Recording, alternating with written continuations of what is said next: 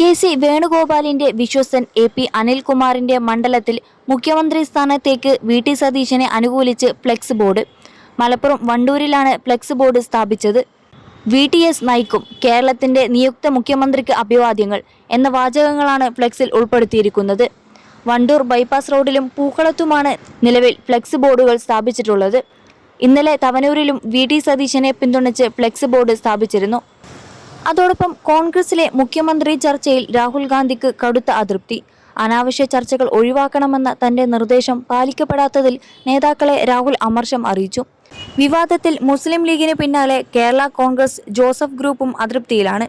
സാധാരണ തെരഞ്ഞെടുപ്പ് ഫലം വന്ന ശേഷമാണ് ഇത്തരം പിടിവലിയെങ്കിൽ അനുകൂല സാഹചര്യം പ്രതീക്ഷിച്ചുള്ള മുഖ്യമന്ത്രി കസേര തർക്കം അനാവശ്യമാണോ എന്ന കടുത്ത നിലപാടാണ് രാഹുൽ ഗാന്ധി അറിയിച്ചത്.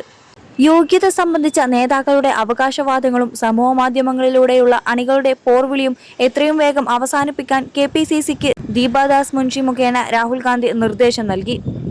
അതിന്റെ അടിസ്ഥാനത്തിലാണ് പരസ്യ പ്രസ്താവനകൾ വിലക്കി കെ.പി.സി.സി അധ്യക്ഷൻ വാർത്താക്കുറിപ്പിറക്കിയത്. എന്നിട്ടും മുതിർന്ന നേതാക്കൾ തന്നെ നിർദ്ദേശം ലംഘിക്കുകയാണ്. ഇത്തരം ചർച്ചകൾക്ക് ആര് വളം വെച്ചാലും കടുത്ത നടപടിയുണ്ടാകുമെന്ന മുന്നറിയിപ്പ് ഹൈക്കമാൻഡ് നൽകി. ശനിയാഴ്ച ചേർന്ന കെ.പി.സി.സി യോഗത്തിലും ദേശീയ നേതൃത്വത്തിന്റെ വികാരം ദീപാദാസ് മുൻഷി അറിയിച്ചിരുന്നു.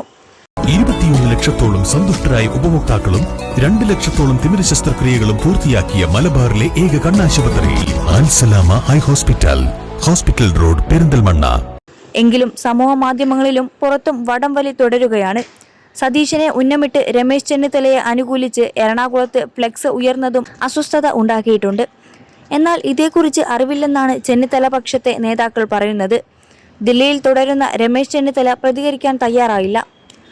അതേസമയം മുഖ്യമന്ത്രി ചർച്ചയിൽ തുടരുന്നതിൽ മുന്നണിയിലും അമർഷം പുകയുകയാണ്.